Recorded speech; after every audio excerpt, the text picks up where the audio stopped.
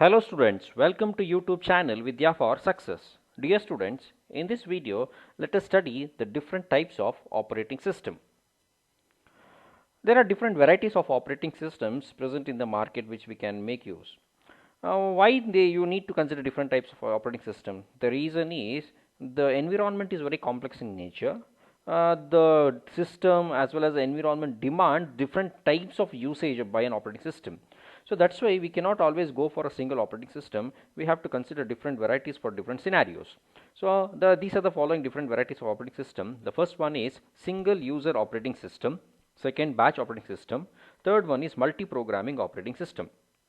Under multi-programming, these are different varieties which will be having little difference. There is no much to say larger difference among these varieties, that is multitasking, multi-user, time-sharing operating system and real-time operating systems. All of them are almost, they are having similar nature. They are multi-programming operating system. And the fourth one is distributed operating system. Fifth one is network operating system, and the sixth one is multi-threading operating system. So these are the different types of operating systems which are available, which we can use for our computers. So what is a single user operating system? So nothing but a system or an operating system or a software which helps a single user at a time. Okay, so a user can make use of the computer for his personal benefits, nothing but at a time it cannot help, the operating system cannot help to or cannot cater to multiple users. It can help only one user at a time. Then such an operating system can be referred as a single user operating system. So all the resources including CPU, maybe hard disk, everything, each and everything can be utilized by a single person, single individual, and such a operating system is referred as a single user operating system. So the best examples for in single user is Windows 95 and Apple Macintosh systems. So they are all the best examples which will allow only one user to work in a particular computer. And the next variety is batch operating system. So what do you mean by batch? So here some of the jobs are similar in nature. Let me take an example. Let us say that there are hundreds of or lakhs together credit card users. So at the end of each month, the credit card company will generate a bill which the user has to pay after 45 days or a particular time period. So if the user may be using the credit card every day, but the bills will not be generated every day. So after a particular interval of time, the bill will be generated. Once that bill is generated, next there will be a given billing what to say a date within which we need to pay the amount.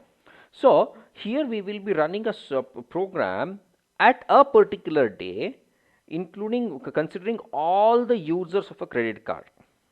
Okay, we will not be all the what to say here the software or the particular code set of codes, what they are doing, just they are computing what will be the amount need to be paid by a user for doing certain transactions. So here the jobs is similar in nature. So similar type of jobs are grouped together and they are referred as batch. Okay, so here what happens, since the job is of similar nature, there is no much to say extra thing to be added, so all of them will be fed to the computer at regular intervals. And if you want to work with such a system, then you need a particular dedicated operating system. These dedicated operating systems are referred as batch operating systems. Okay, so what is a batch operating system? So batch operating systems usually allow or no interaction with the between the users and executing programs. So we will be just running a particular software code which will be conducting all the necessary what to say operations which is necessary to carry out the process. So example for batch operating system is IBM system, also referred as IBM system 360, also referred as OS 360. Next, multi-programming operating system. So what do you mean by multi-programming? So nothing but is the capability of a CPU to execute two or more programs concurrently. So as we know, computer CPU or central processing unit, and that it works at tremendous speed, but most of the time it will be kept idle. So if you want to make use of it in the most optimal manner, then you need to make sure that the CPU is fed too many of data, or else it is given too many of work. So when too much of work is given to a particular CPU, then how it is going to execute them? It has to negotiate between all the works. So then here, okay, CPU is hardware which can take up a different task at a time, but you need a supplementary operating system as well. so that the work can be conducted in a proper fashion. So that's why multi-programming is a capability of a CPU to execute two or more programs concurrently. Let us say that you may be playing a song at the same moment, you may be working in MS Word or else some other application. So multiple applications may be working at the same time, concurrently, parallelly, but we will not be knowing at what time the CPU is working with which particular instruction. So everything is going in the background. So this capability is accomplished only with the help of multi-programming operating system. So under multi-programming, there are different varieties. Multitasking is one among them. So what do you mean by multitasking? So nothing but we sometimes we find some of the individuals making multitasking work.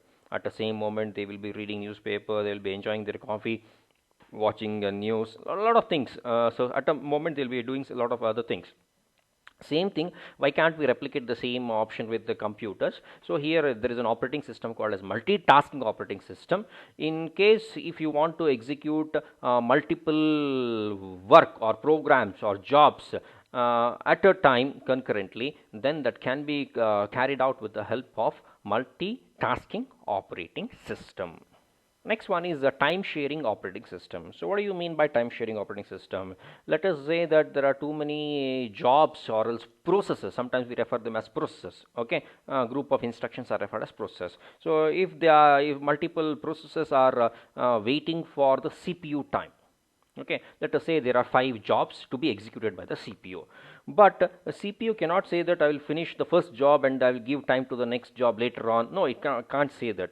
So sometimes in such a scenario we have to share timings of the CPU. So that all the jobs are given equal priority. So we will be following certain scheduling techniques like shortest job first, or else we will be prioritizing time, which is the first thing, job which arrived in the queue. So we can consider little scheduling techniques. But here in time sharing operating system, we will be giving importance to time. Each job or else each process will be given and will be allotted with a certain time slot within which it has to perform its activity. If the activity is not completed, then it will go back in the queue and it has to wait for certain period. Again, once again, it will get its time for the CPU. Okay, this is how the time sharing operating system works. Next one is real-time operating system. What do you mean by real-time operating system? It's very important. So you might have come across ATC, that is air traffic controlling, or else a metro terminal or controlling systems, where on a real-time basis people will be managing aircrafts. So let us say that there is an ATC of Dubai, or very busy international airport like Heathrow. So in a moment, within a matter of minutes, too many flights will be landing. Some of them will be taking off. So it's a very busy airport. You have to manage the airport. Nothing but you have to manage terminals. You have to manage aeroplanes. So on a real-time basis, before something gets obsolete, if two aeroplanes gets crashed, or else if there is no runway to land or to take off, then what is the use? So before something gets obsolete, we have to be proactive. We have to take certain measures. Nothing but on a real-time basis, we need to track them. We have to take a decision. So that can be done with the help of a special operating system by the name real-time operating system. So real-time operating system, we need to go with not only by operating system, we also need to consider certain hardwares which will supplement the operating system. Next is distributed operating system. So what is a distributed operating system? So the very best example for this is ATMs, automated teller machine. So for a particular bank, they will be having servers at multiple locations. Let us say a particular bank, XYZ bank, may be having around, let us say, 6 or 10 servers at different states. But they may be managing thousands together ATMs. ATMs are nothing but terminal devices, the end devices, via which the user will be having interaction. But here all these servers or as computers, they will be having this distributed operating systems using which each and every individual computer will act like an autonomous independent machine. Even they will be connected via the communication networks, devices and certain hardware and software, which will enable the user to access data. Yeah, so here the operating system is not present in only one device. They will be distributed among multiple devices. In spite of distributed, each and every computer are autonomous. They are completely independent. So this type of operating system is referred as distributed operating system. The next one is network operating system. So what is a network operating system? Let us say that there are hundreds of systems. All these systems are interconnected via a network, maybe a local area network, or maybe intra network, whatever the thing, or it may be an internet.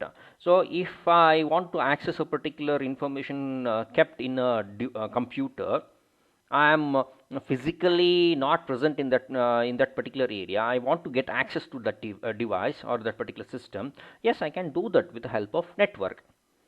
Being somewhere else, yeah, I can even access data present in a particular computer. So if that needs to be done, first of all, there need to be a certain interconnection existing between the computers. That is, we need to have a very good computer network. So if that is there, then we can go for network operating system. By installing the network operating system, we can control the data, we can select, we can have an access to each and every piece of critical information. But here once again we have to follow certain rules. These rules are referred as protocols.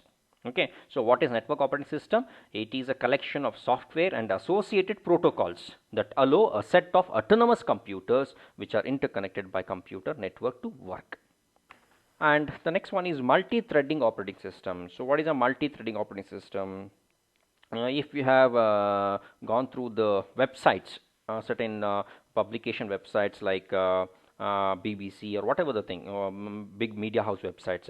So in a website, in one single web page, too many of the informations, the data will be running. Some of the text will be scrolling from left to right or up to downward. Some of the in one corner there will be a video playing, or some animations coming out.